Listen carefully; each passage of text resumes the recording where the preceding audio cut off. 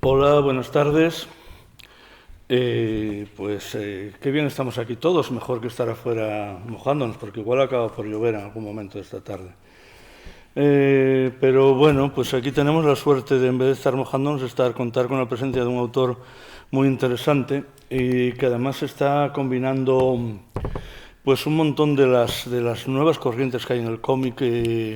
De hecho, hablaba hoy, que tuvo hoy la rueda de prensa esta mañana, hablaba de cómo hay una especie de nuevo resurgir de los fanzines. Vamos a hablar un poco de esto, de este tema. También pues, ha tratado autopublicación, publicación por editoriales, como ahora enseguida va a tener un cómic por Astiberri.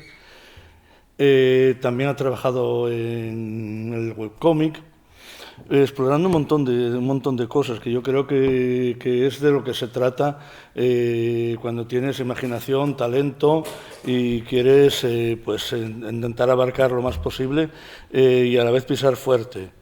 Pues como digo, Javier de Castro es un autor muy interesante que teníamos muchas ganas de tener aquí.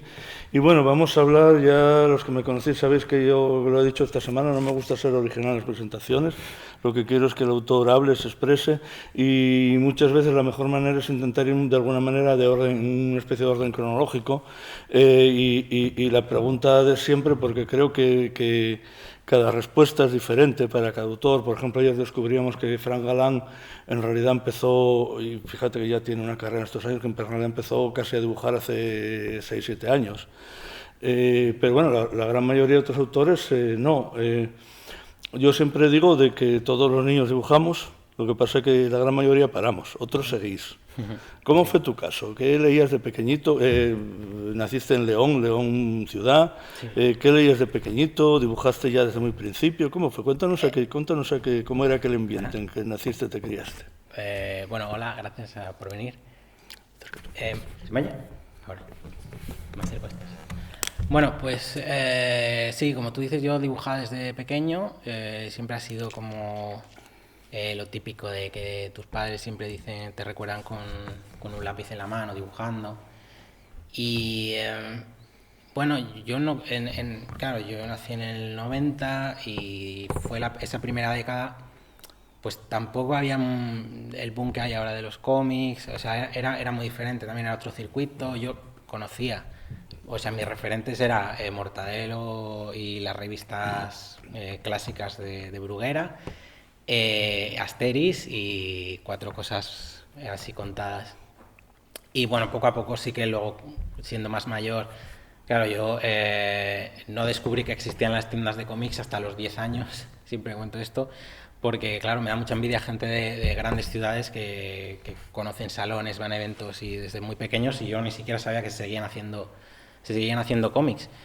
Y bueno, a mí me gustaba mucho, pero yo de pequeño me di cuenta que era muy difícil. Entonces yo siempre he sido una persona perezosa y conseguir que todas las viñetas fueran igual, el mismo personaje, era como un trabajo muy arduo que yo con 5 años no eres consciente de que puedes mejorar en el futuro y con 5 años ya estás en el techo de tu vida y no y entonces a mí me parecía muy difícil, yo sí que hacía alguna cosita, pero a mí lo que me gustaba era dibujar y yo descubrí que mis libros de barco de vapor tenían esos mismos dibujos, pero tenían muchos menos.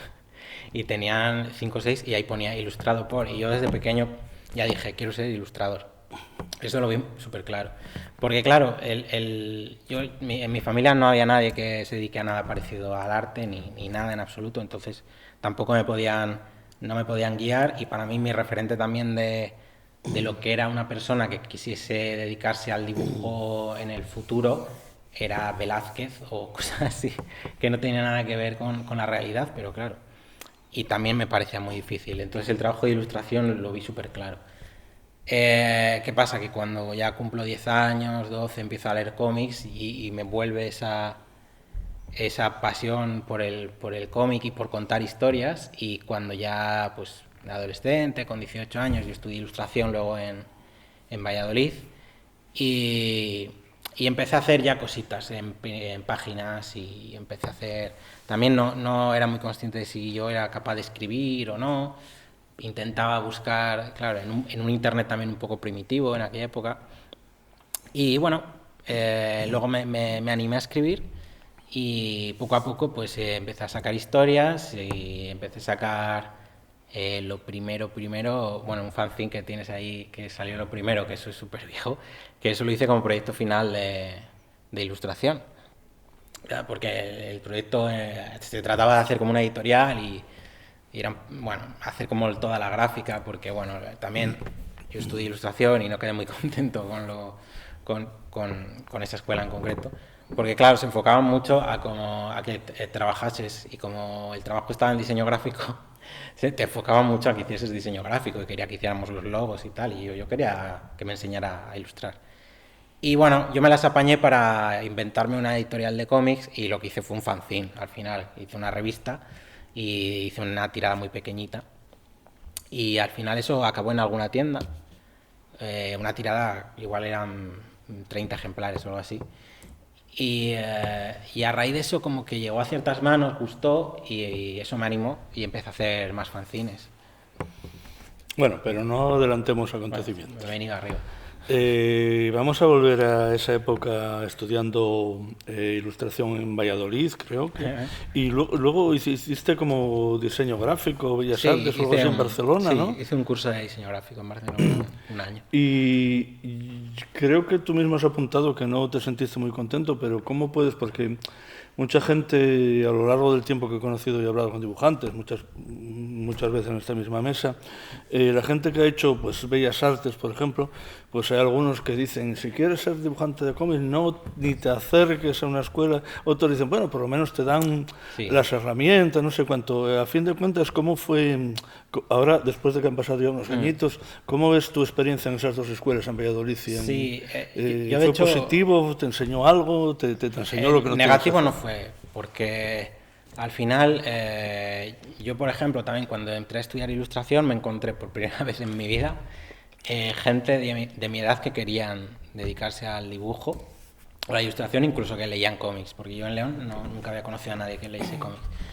Y claro, aparte de las amistades que hice, eso aprendes mucho de los compañeros. Y al final también es tiempo que, bueno, eso también cómo te gestiones tú. Yo dibujé muchísimo durante esa época, independientemente de lo que me encargasen en clase. Y yo, por ejemplo, sí que estuve a punto de estudiar la Bellas Artes, la carrera, pero claro, yo como dije antes, desde los 8 años llevo diciendo que quería ser ilustrador, lo tenía tan claro, que me parecía que iba a ser mucha pérdida de tiempo, entre comillas, 5 años donde iban a enseñarme cosas que no me interesan especialmente, escultura, yo qué sé, de todo tipo. Y yo lo que yo quería ilustrar y quería dibujar y ya está. Entonces tiré por ahí y bueno, tampoco me arrepiento, ¿eh? O sea, tampoco sé cómo se podría haber mejorado aquello. Vamos a hablar un poco ahora de lo que decías, de esos fanzines tuyos, de Oiga Mire y todo aquello. Esta mañana en la rueda de prensa fue muy curioso porque, claro, estaba Marcos Prior, que son unos añitos mayor que tú, y que vivió otra época de fanzines en los años 90, en la cual, como un poquitín que hablamos ahí, pues era el que quería un poco, pues era como una especie de rampa de salida. Sin embargo, luego Nuria Tamarit, decías que ahora que quizás se ve de otra manera el fanzine, que hay una especie de revival del fanzine y que si tal se ve de otra manera. ¿Cómo lo viviste tú y cómo lo ves ahora? Sí, yo en parte sí que me lo hice para darme un poco a conocer, porque... y también para obligarte a trabajar, porque en el fondo si tú haces cómics en casa, al final eso no llega a ningún lado. O sea, tener la recompensa, por así decirlo, de que esto se va a publicar y que alguien lo va a leer, ya lo trabajas de otra manera. Entonces, yo sí que me enfoqué en ese sentido, pero es verdad que ahora ya no se ve de esa manera porque existe Internet. Que Internet es el gran fanzine. Cualquiera puede publicar y cualquiera puede poner lo que quiera y autoeditarlo. Entonces, es relativamente sencillo, bueno, sencillo no, pero bueno, que es simplemente subir las cosas a Internet y ahí te vas a dar a conocer con suerte. También es por eso digo que es complicado. Entonces los fanzines sí que el objeto físico sigue teniendo una presencia que no tiene Internet. Y para mí sirvió para eso y sirvió para obligarme a hacer historias cortas, que era una cosa que me gustaba mucho, y para practicar y hacer páginas. Y luego sí que los fanzines posteriores que hice sí que eran un poco ya experimentar y hacer alguna cosita, ir a un evento y llevar algo, llevar 10 páginas, pero que sean algo diferente. Entonces sí que eso ha cambiado mucho, claro, con lo que decíamos también en la rueda de prensa de los eventos que hay ahora de fanzines, que antes no existía ese concepto. Pues claro, cambia mucho, ¿no? Y ahí ves un montón de cosas que se pueden hacer, que la gente está haciendo y es otra forma de verlo. Y ya lo que decía Marcos también, ya no estás arrinconado, ya eres el centro del evento, porque el evento son los fanzines. Entonces es otra forma de verlos. Y tú ahora que, por ejemplo, pues ya te has consolidado como en las webs, en libros, ¿te ves en un momento dado volviendo a hacer un fanzine con un proyecto así, yo que sé, un poquitito raro, que te apetezca y hacer una cosa así en pequeño? Como decía Marcos, también un poco como el novelista que de vez en cuando quiere hacer un relato corto. Sí. Sí que se podría hacer, ¿no? Lo que pasa es que ahora, claro, cuando llegas a un momento en el que tú tienes mucho trabajo y trabajo profesional, ya es más complicado que te metas en estos fregados porque, claro, a mí, por ejemplo, sí que me gusta mucho toda la parte del fanzine, de hacerlo, de editarlo, mirar del papel, o sea, cuidar toda la edición y prepararlo y maquetarlo, pero luego hay una parte que no me gusta tanto, que es venderlo. Y es una parte ya que vas a un evento y está guay, y sobre todo si llevas una novedad, sueles venderlo bastante bien y tal, pero luego ya vas arrastrando una cantidad de ejemplares que es complicado y es frustrante no venderlos. Y esa es la parte que ya me gusta menos. Entonces, sí que, por ejemplo, hice un fanzine hace no mucho, porque hice el típico del Inktober, esto de hacer ilustraciones todo octubre, y entonces las recopilé todas en un fanzine.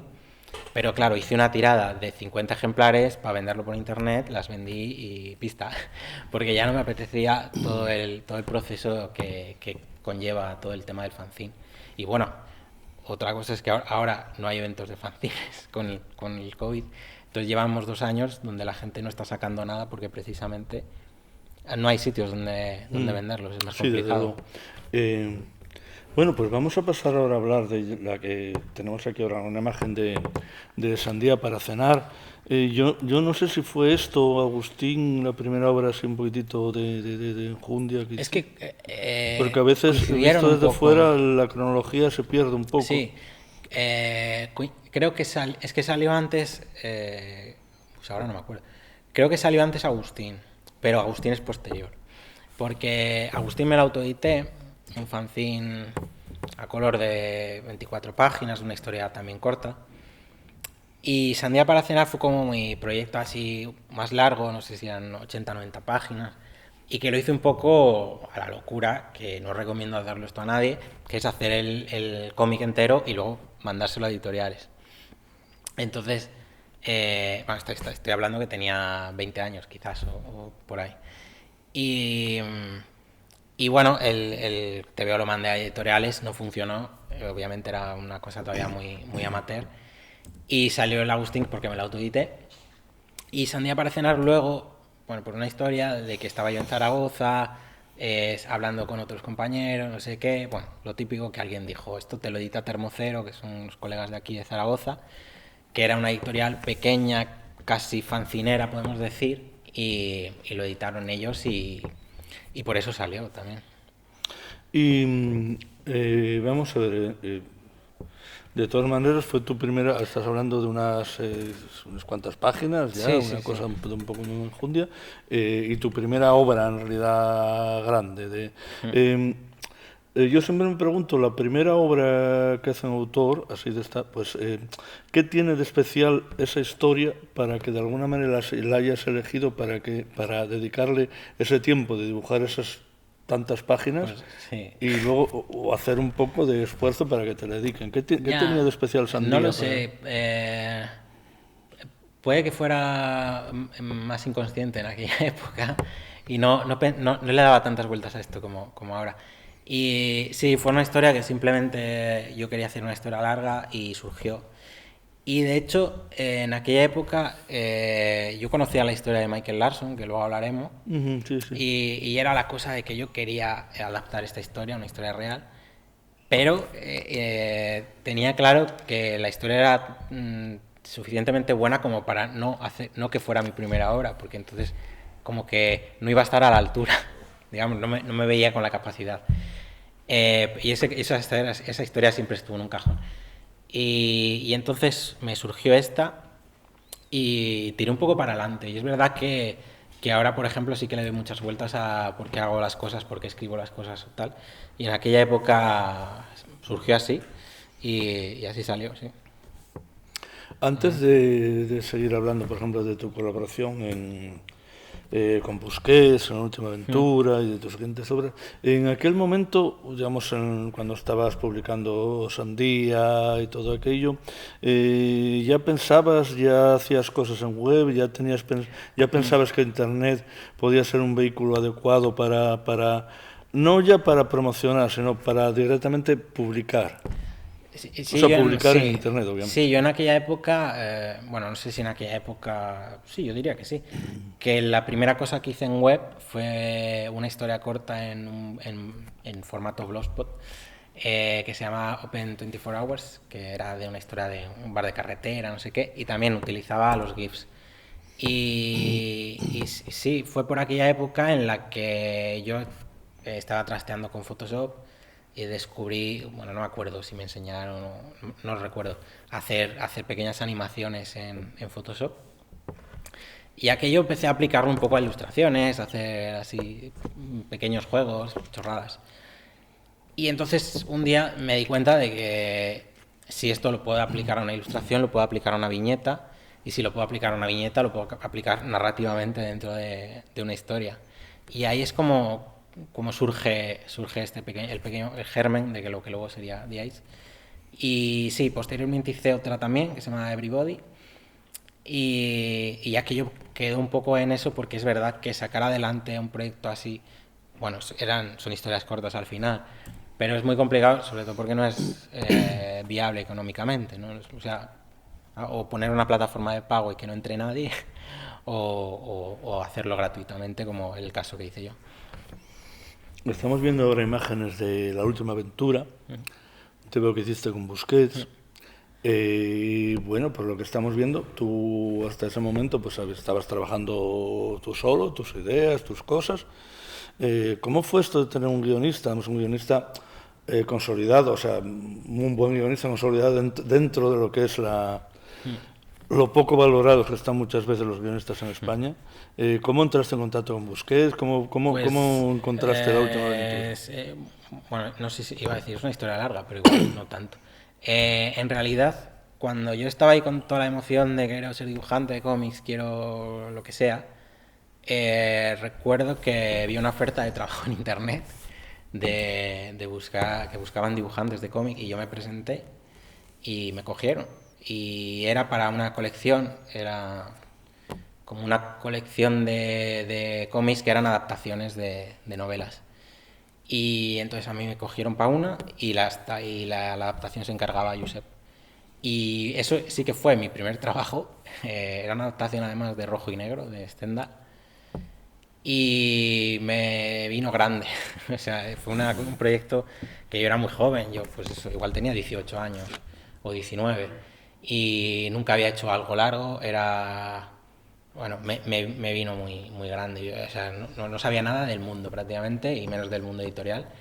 Y al final lo tuve que dejar a la mitad. Y Josep, quedamos un poco ahí como con la espina clavada de hacer algo juntos.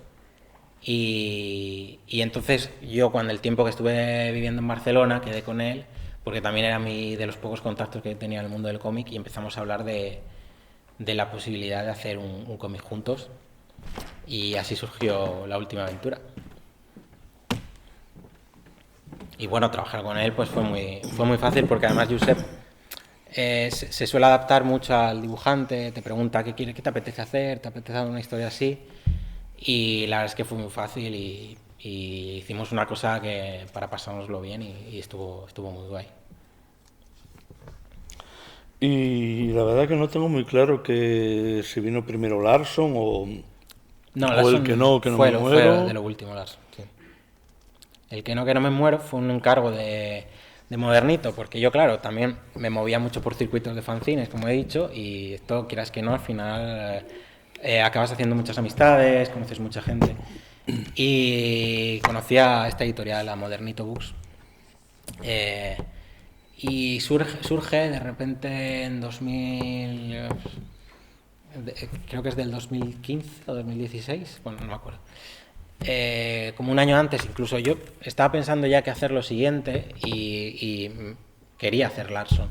Pero de repente me llega Modernito y me plantea esto del que no me muero, que era es una colección de relatos escritos por María Hernández Martí que tratan un poco sobre la experiencia personal de un personaje que pasa un cáncer de mama. Y bueno, eran pequeños cuentos que además me los pasaron, me dijo, lételos y si te gustan. Y la verdad es que me gustaron mucho, porque tenían mucha coña y eran... O sea, tampoco era un cómic de humor, pero tampoco era dramático. O sea, estaba en un punto que me gustó mucho. Y entonces me lo ofrecieron y dije yo, vale, adelante con esto. Y lo que hice fue, sí que me ofrecieron un guión, o sea, que la adaptación de esos relatos a guión, pero dije, no, voy a hacerlo yo. Y me lo pasé muy bien, porque al ser relatos cortos, y además el formato cuadrado lo elegí yo aposta, que luego esto para los editores dijeron, esto es más caro que editar el formato normal.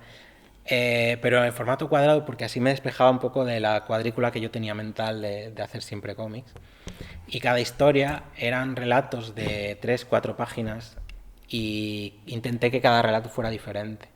Entonces hay un relato que está desde un punto de vista, otro que está hecho con abanicos, otro que está hecho... uno que tienes que girar el libro para poder seguir leyéndolo. Y me lo pasé muy bien, la verdad, y fue un trabajo muy, muy guay.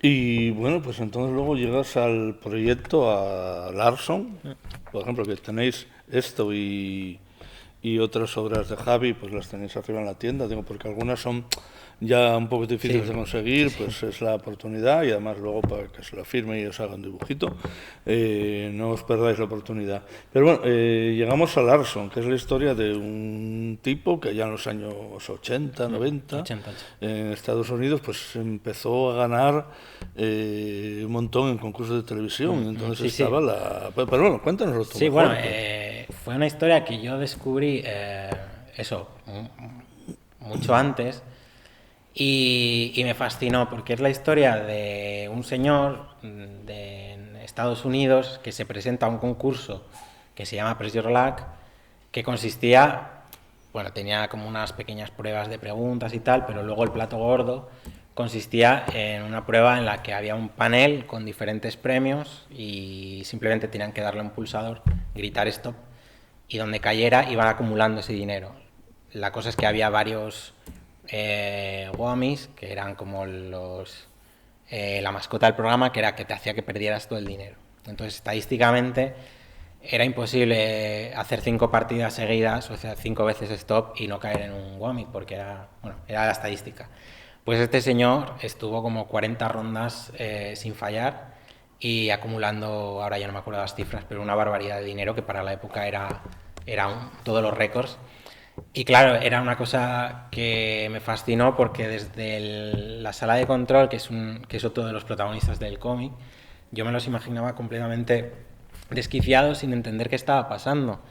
Porque, claro, se planteaban que podía tener... o sea, estaba claro que estaba haciendo trampas porque iba contra toda estadística. ¿Pero cómo? Porque realmente no se puede hacer trampas en un concurso de azar. ¿Cómo se trucó la máquina o qué estaba pasando?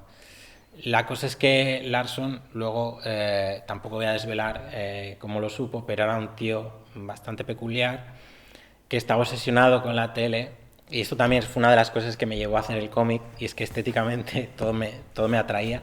Y es que este señor, por ejemplo, se veía todos los programas que estuviesen poniendo en la tele y tenía varios monitores a la vez en su habitación, en su sala, viéndolos y además los grababa, volvía a ver y se obsesionó con Press Your Luck hasta que un día vio algo y dio con la clave y se presentó al concurso.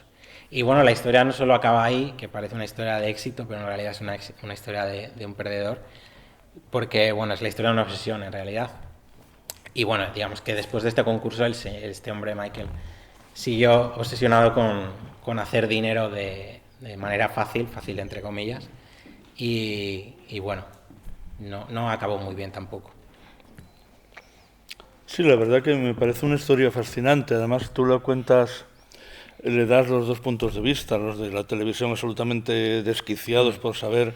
Sí, al final es una historia de policías y ladrones, ¿no? Sí, es una historia de intriga, sí, en realidad. Bueno, y poco después, no sé si me estoy olvidando algo, pero bueno, el tiempo va pasando y vamos entonces a centrarnos en... y además estamos viendo imágenes de Ice. Sí. No sé ahora mismo si es de la primera historia, creo que sí, es la primera. Donde se ve los GIFs que incorporaste, GIFs que van... Sí, son bucles. En bucle. Sí. Ahora la estamos viendo pues digamos en página, porque ahora sí de esto pues ponemos la siguiente. Sin embargo, en la web no se ve así. Sí. Es un scroll continuo. Supongo que hay muchas maneras de enfrentarse. Yo recuerdo hace muchos años aquí un autor inglés muy querido en las jornadas de Israeli, hace bastantes años que empezaba él a hacer, y él tenía la idea de que el cómic web tenía que ser la pantalla como unidad, sin hacer scroll y simplemente darle a la barra espaciadora para pasar a la siguiente página. Bien, tú adoptas una ideología, un proyecto totalmente distinto, que me parece también muy válido, pero ¿cómo llegas ahí? ¿Cómo decides que esto es la manera que a ti te gusta de hacer? Bueno, ¿Cómo que pensarías varios modelos? Sí, pero para mí era como lo más natural, porque en la web todo lo leemos al final en scroll. Antes hablaba de, bueno, en la rueda de prensa hablaba de la prensa digital, que también, o sea, son adaptaciones de las noticias que salen publicadas en papel, pero en realidad están en scroll. Y hoy día pues todas las redes sociales las leemos en scroll y más ahora con móviles, porque es directamente hacer así con el dedo. Entonces para mí era como lo más natural. Y también hay un webcomic que nos hemos saltado, que no use GIF, que en realidad era una viñeta, pero que era una viñeta infinita. Bueno, infinita, tenía fin, pero que era una viñeta muy larga y tú ibas haciendo scroll para poder leerla. Pero scroll en horizontal.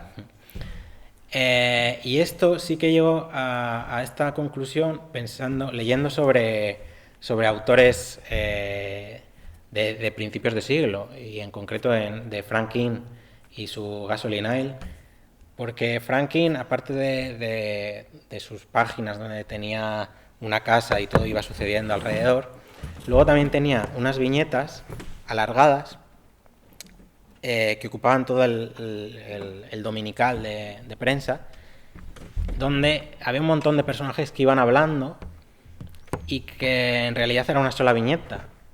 Entonces, todo está sucediendo a la vez, pero como es un cómic, podemos leer todo lo que dicen todos los personajes. Y a mí esto me pareció fascinante.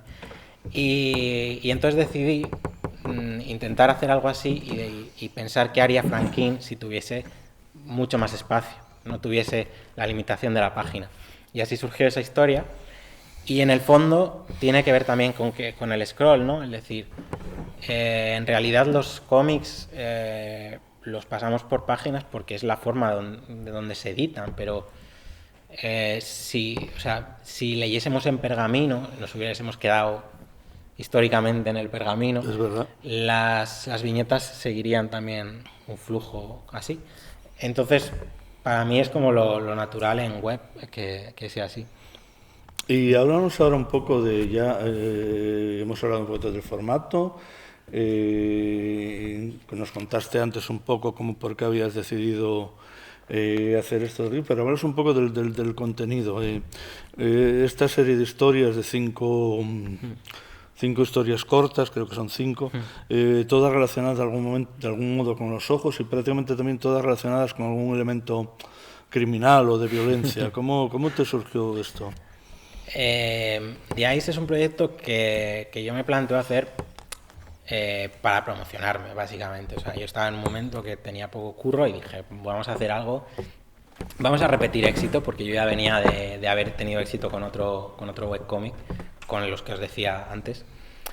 Entonces, lo que me planteo es hacer un webcómic, que en un principio va a ser una sola historia, y lo que me planteo es, empiezo a desarrollar y digo, no, una historia no va a llegar a nadie, tengo que hacer varias historias. Entonces decido hacer 5 historias. Bueno, en realidad no tenía claro que fueran 5, iban a ser mi ideal eran 5, pero podían ser 6, y tampoco quise obsesionarme, y si no salían 5, iban a ser 4.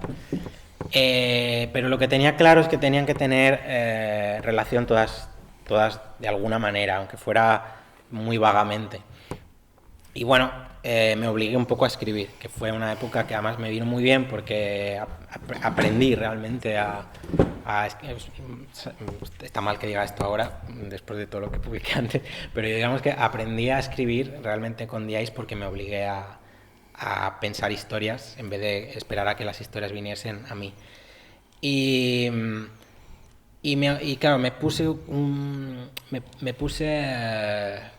unas normas, que es algo lo recomiendo si alguien quiere escribir o trabajar de alguna manera. Si te pones normas es mucho más fácil, es más fácil jugar, básicamente. Entonces, una de las normas era que tenía que tener relación con algo, y se me ocurrió lo de los ojos, porque al final, con el tema de animación, todo iba a tener que ver con verse, no verse, desaparecer, aparecer. Y bueno, entonces por ahí yo dije, bueno, en todo caso, si algo no encaja, pongo un ojo por ahí pintado y ya está. Le llamo el club de los ojos y ya está, y ya encaja. Y lo de que fueran historias criminales quizá tenga que ver con el carácter de que sean historias cortas y el carácter de antología, que me gusta mucho la historia corta, me gustan mucho las novelas de antología, me gustan mucho este tipo de historias. Y hacer una historia corta implica que vas a tener que dar una sorpresa o sea, ese tipo de historias me gustan mucho. Entonces, el tema criminal o el tema de que suceda algo, pues es bastante impactante y va bastante más al grano que si me pongo a hacer una historia un poquito más profunda. Y bueno, de ahí surgen y estoy muy contento. Pero, y sin embargo, tú dices que te gustan las historias, dices que te gustan las historias cortas, pero bueno, por ejemplo, varios de los libros, por ejemplo, Larson, que es un libro de un montón también de páginas, pero ahí tuviste como un trabajo mucho de contención, o sea, de medirlo mucho. Pero mira, porque, quiero decir, ahí sí que no tenías problemas de páginas, podías haber hecho. Sí, pero con The Ice me pasaba algo que también, que lo que decía también venía de una época mala de que estaba un poco sin ideas yo. Entonces estaba como, ¿qué hago? ¿Qué hago? ¿Para qué hago cómics? ¿Para qué estoy haciendo esto? Y el tema de la historia corta es una cosa que me gusta mucho escribir. Entonces, en vez de obsesionarme con intentar escribir algo largo nuevo, que era, digamos, el problema que tenía yo en ese momento, digo, ¿por qué no hago algo corto otra vez? O sea, ¿por qué no vuelvo a recuperar esas historias cortas que estaba haciendo cuando estaba empezando? Y surge un poco de ahí. Y el tema de la historia larga, pues también me gusta mucho desarrollarla, pero digamos que es más fácil encajarla hoy día en el mercado, una historia larga. Pero sí, me gusta mucho la historia corta, y si surgiese también algún tipo de proyecto de hacer historias cortas, a mí me encantaría hacerlo. Ahora, igual digo una tontería, porque que yo sepa, The Ice no ha sido recopilado en papel. No. Entonces, yo no sé si existe algún proyecto, si tú lo ves. No, a ver. Porque el tema este de los GIFs, ¿cómo claro, lo trataríamos? Habría que readaptar completamente las historias o añadir textos que yo creo que empobrecerían la historia al final. Hombre, yo tenía también en su momento la fantasía de sacar como una especie de estuche que tuviese forma de libro y que viniese con un USB y con láminas o con lo que sea. Pero mira, no... ¿Para qué? Yo creo que también eso es un poco... no sé si menospreciar al final, entre comillas, igual, el webcomic, porque parece que si no está en papel no... Como que no, todavía no es un cómic, ¿no? Y yo con The Ice quería conseguir eso, ¿no? Quería conseguir que se hablase de un webcómic como si se habla de otro cómic cualquiera. Y creo que lo conseguí porque al final de ese cómic se habló mucho y al final de año estuvo en listas sin que estuviese en un apartado aparte de webcomic, ¿no? Estaba entre los demás. Y ese también era un poco mi objetivo. Y no, o sea, para mí, o sea, no hace falta que esté en papel porque está en digital y tiene todo el mismo valor.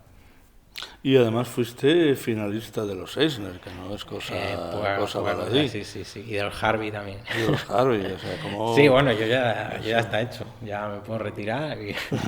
Y no, muy contento, la verdad. Sí, sí. Bueno, falta ganarlo para el próximo. Bueno, yo ya con eso, yo ya me doy con un canto en los dientes, sí, sí. Nos hablabas esta mañana en la rueda de prensa de tu nuevo proyecto que está a punto de salir. Por poco no ha salido. Villanueva, si no recuerdo mal. Villanueva. Pues háblanos, cuéntanos, que además lo vamos a ver enseguida, o sea que tampoco... Sí. Bueno, pues esto es un proyecto es una historia de terror. Me apetecía abordar un poco el terror en cómics, siempre es un género que no se toca mucho, porque es también difícil. Y bueno, en concreto, en un subgénero que se conoce como el folk horror, que mezcla terror y folclore, que no se ha explorado mucho en España, ¿no? Bueno, es un género que es más típico del cine y bueno, a mí me gusta mucho The Wicker Man en concreto y yo siempre veía eso, mucha relación con mi tierra que es León y con ese folclore que tiene y en concreto el antruejo, que es el carnaval tradicional que hay en muchos pueblos, en concreto en mi pueblo de Carrizo hay antruejo y es una cosa que, bueno, iba a decir descontextualizada y contextualizada da bastante miedo si lo veis. Es que el carnaval da mucho miedo, ahora se ha transformado en otra cosa, sí, pero sí, el antrosu, que sería aquí en Asturias, eso daba mucho miedo. Sí, y bueno, sí, hay calaveras, hay de todo. Bueno, y entonces me apetecía coger toda esa imaginería y esa iconografía y utilizarla en una historia de terror en un pequeño pueblo de... Bueno, no se dice nunca de dónde es, pero podéis situarlo en León. Y bueno, no solo está el antruejo, también está el ramo leonés, por ejemplo, que supongo que aquí nadie sabe lo que es el ramo leonés, pero es una cosa que se pone en Navidad y es una estructura que aparentemente parece que va a haber algún tipo de sacrificio en ella, pero bueno, y de hecho en León, si pasáis por Navidad, igual por la Plaza de las Cortes, pues igual veis un árbol que bueno, es una estructura que lo he puesto incluso en la portada porque da mal rollo, pues os encontráis un árbol de 7 metros que igual decís, ostras, ¿dónde me he metido? Y nada, era coger todo este antruejo y contarlo en una historia de terror y aprovechar para hablar de muchas otras cosas. Y nada, estoy muy contento y tengo muchas ganas de que salga, la verdad. Sale el 30 de septiembre, si queréis apuntar lo tenemos aquí al lado, tomad buena nota. Muchas páginas, blanco y negro, color, bitono... Sí, es bitono, no me acuerdo, 160 páginas, 140, por ahí, bueno. Y nada, creo que va a gustar a la gente que le gusta el género de terror o tal. Además, ahora que se acerca Halloween, pues es un regalo perfecto. y no sé qué más contaros. Bien, yo creo que Villanueva es que tenemos algún pequeño problemita técnico con la regleta, estoy intentando, disculpa. Pero bueno, ese es un proyecto ya acabado, Sí. ya a punto de lanzar. Me imagino que estarás trabajando en otra cosa. ¿Hasta qué punto nos puedes adelantar algo? Pues en realidad no. De cómic no, o sea, no estoy haciendo ningún proyecto personal porque es difícil, ¿no? Porque lo que decía antes de por qué hago las historias y por qué tal. Al final es dibujar por dibujar, como sabemos todos, haciendo cómic más independiente y desde España, pues es muy difícil vivir y lo que se te paga pues tampoco da para muchos meses.